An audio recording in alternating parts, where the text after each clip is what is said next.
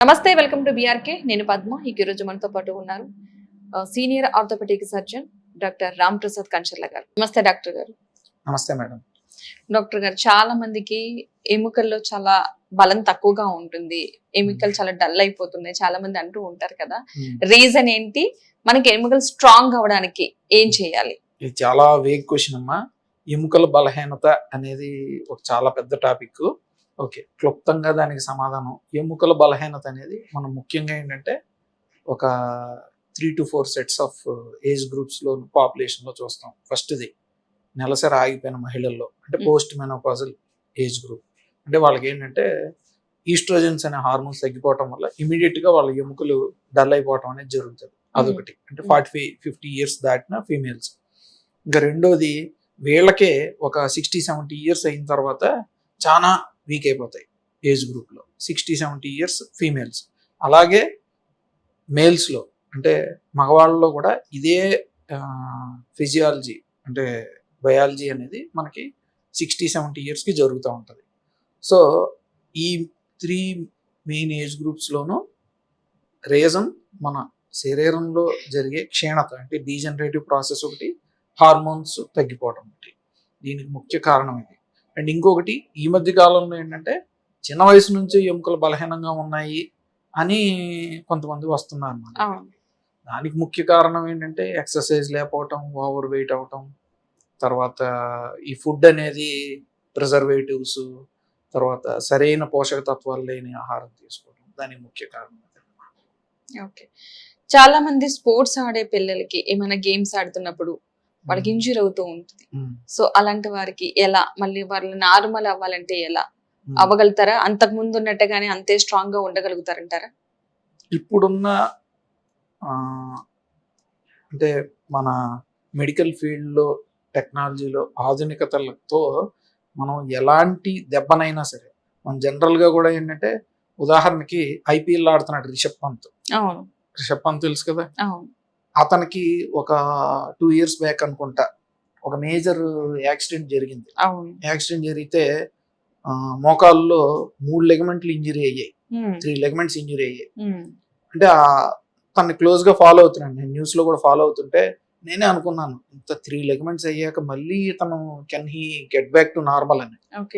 మరి చూడండి, అతను కూడా మళ్ళీ మనం మోకాళ్ళకి సర్జరీ చేశారు, 2 స్టేజ్లో చేశారు. మళ్ళీ తను అంటే రీహాబిలిటేషన్ బాగున్నది, and he's back to normal.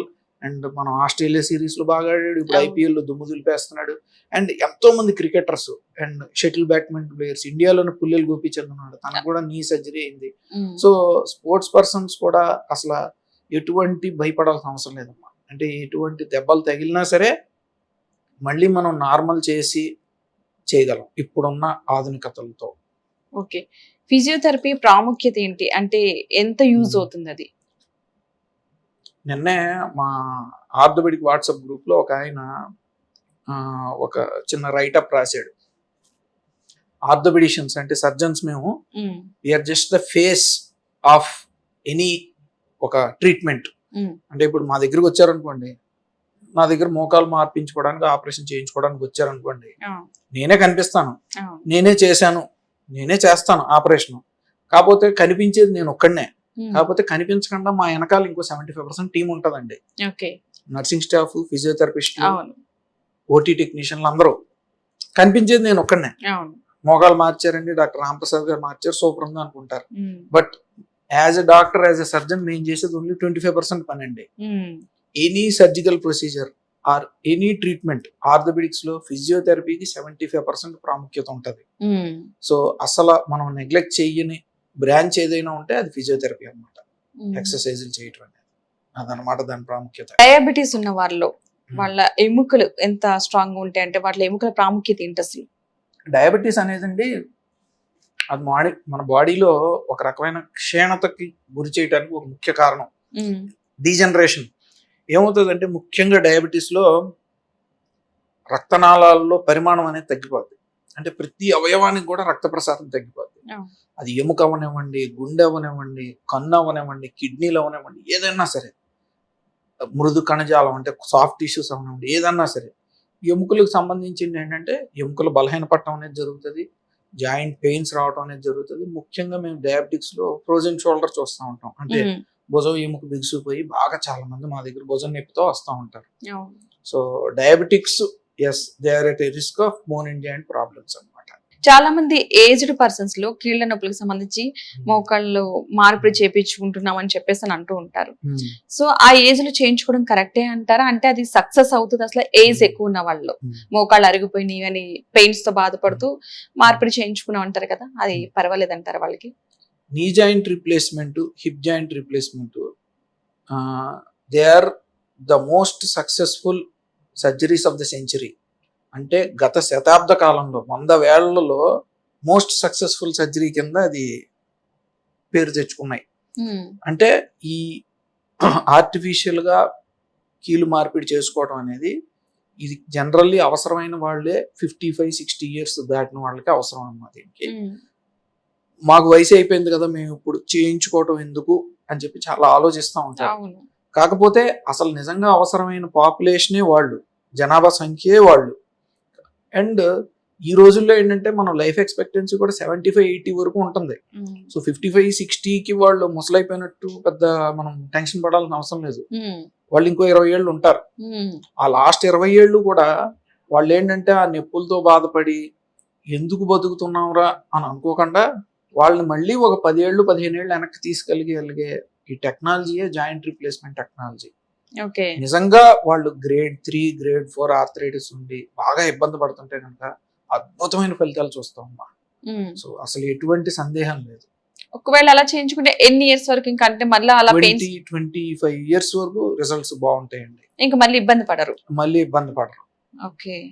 ఎందుకంటే చాలా మంది భయపడుతూ ఉంటారు, ఈ ఏజ్ లో చేయించుకోవాలా లేదా, చేయించుకుంటే రిజల్ట్ ఎలా ఉంటది, చేయించుకోకపోతే ఎలా ఉంటాము అన్నది. అందుకే పెయిన్ అనేది కామన్ అయిపోయింది. అండ్ 50+ అనుకుందాం, ఇంకా బిలో వాళ్ళకు కూడా చాలా మందికి మోకాళ్ళ నొప్పులు వచ్చేస్తున్నాయి. ఏంటంటారు రీజన్ అసలు పర్టికులర్ గా? ఈ మోకాళ్ళ నొప్పులు 50 బిలో రావడానికి కూడా ఈ మధ్య కాలంలో మనం ఇందాక అనుకున్నట్టు మన లైఫ్ స్టైల్, జీవన శైలి విధానం బాగా మారిపోయింది. ఇదివరకు అంటే పొలం పనులు చేసుకునే వాళ్ళు, మంచి అగ్రికల్చర్ పనులు, తర్వాత రోజు మనకేంటంటే ఒక రకంగా పని ఉండేది, ఒక ఎక్సర్సైజ్ బాడీ. ఆడవాళ్ళు కూడా ఏంటంటే ఇంట్లో పనులన్నీ చేసుకుంటా ఉంటే అదే ఒక రకమైన ఎక్సర్సైజ్. కాకపోతే ఇప్పుడు ఏంటంటే ఈ యాక్టివిటీస్ అన్ని తగ్గిపోతున్నాయి. ఈవెన్ నేనన్నా అంతే. ఇప్పుడు మా నాన్నగారు చేసిన టైంలో పని నేను ఇప్పుడు చేయట్లేదు. ప్రత్యేకంగా నేను ఎక్సర్సైజ్ రోజు గంట సేపు చేయాల్సి వస్తుంది. హాస్పిటల్కి వెళ్తాం, కూర్చుంటాము, ఓపీ చూస్తాము, సర్జరీలో నిలబడతాం, మళ్ళీ వచ్చేస్తాం. అలిసిపోవటం జరుగుతుంది తప్పితే బాడీలో కదలిక అనేది చాలా తగ్గిపోతుంది. So mainly over weight one of the main reason. రెండోది ఆహార పదార్థాలు. మనకి ఏంటంటే బయట ఫుడ్ అంతా కూడా న్యాచురల్, ఆర్గానిక్ మారిపోయి ఈ ప్రిజర్వేటివ్స్ ఎక్కువ ఉండి, sugar foods, fatty foods, salt ఎక్కువ ఉన్నాయి, ఇవన్నీ బాగా దొరుకుతున్నాయి. సో దీనివల్ల ఏంటంటే మన బాడీలో ఒక రకంగా ఇన్ఫ్లమేషన్ అనేది, వాతం అనేది సృష్టించబడుతుంది, వచ్చేస్తుంది ఆ వాతం. సో ఆ వాతం వల్ల వాపు, నొప్పులు, జాయింట్ పెయిన్స్. బట్ ఇది నిజంగానే ఒక రకంగా సిచ్యుయేషన్ బ్యాడ్. 35-40 ఇయర్స్ లో కూడా మనం జాయింట్ పెయిన్స్, మోకాళ్ళ నొప్పులు అనేవి చూస్తున్నాము. బట్ స్టిల్ మనం దానికి కారణం ఇది అని తెలిస్తే కనుక డెఫినెట్లీ అవి కరెక్టబుల్, రివర్స్ చేయొచ్చు, ఇబ్బంది ఏమీ లేదు. ఓకే. చాలా మందికి మనం ఇప్పుడు చూస్తున్నాం బయట యాక్సిడెంట్ల కాళ్ళు, చేతులు ఏవోటి విరగొట్టుకుంటానే ఉంటారు.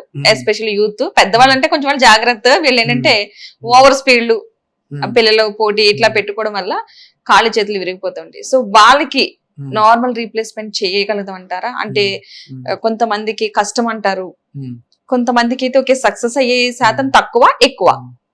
అంటే ఇప్పుడు మీరు చెప్తున్నది ఏంటంటే ట్రామా, ఇంజరీస్, ఇవన్నీ ఏంటంటే హైవేలు పెరిగిపోయి, వెహికల్స్ పెరిగిపోయి, యాక్సిడెంట్లు ఇవన్నీ జరుగుతున్నాయి. ఇప్పుడున్న టెక్నాలజీతో ఏంటంటే బోన్స్ అనేవి మనం ఫిక్స్ చేయగలము. అండ్ వాళ్ళని 2nd డే 3rd డే నుంచి నడిపిస్తున్నాము. అండ్ ఏంటంటే వాళ్ళు 6 వీక్స్ లేకపోతే 2 months లో అబ్సల్యూట్లీ నార్మల్ అయిపోతారమ్మా.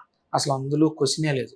ఈవెన్ ఒక నాది సెల్ఫ్ ఎగ్జాంపుల్, నేను ఒక 6-7 years బ్యాక్ నేను ఇలాగ కార్పెట్ మీద స్లిప్ అయ్యాను మా పాపను ఎత్తుకుని. టక్మని కాలు బెణికి 2 ముక్కులు ఇరిగాయి కింద మడం కీళ్ళ దగ్గర. అరే నేను ఎట్లాగా నేనే అనుకున్నాను. బట్ నేనే సర్జరీ చేయించుకున్నాను. సెకండ్ డే, థర్డ్ డే నేను హాస్పిటల్కి వెళ్ళిపోయాను. నా పని నేను చేసుకున్నాను. ఓకే. సో భయపడాల్సిన అవసరం అయితే ఏమాత్రం లేదండి. You can okay. Get back to normal. Okay. ఈ ఆర్థోపెడిక్ సమస్యలకి సంబంధించి కొత్తగా వచ్చిన ట్రీట్మెంట్స్ ఏంటి టెక్నాలజీలో Hmm. కొత్త రకంగా? కొత్తగా అంటే ఇప్పుడు మెయిన్ మనకి ఫోకస్ రోబోటిక్స్ అన్నమాట. Yeah. Main robotics.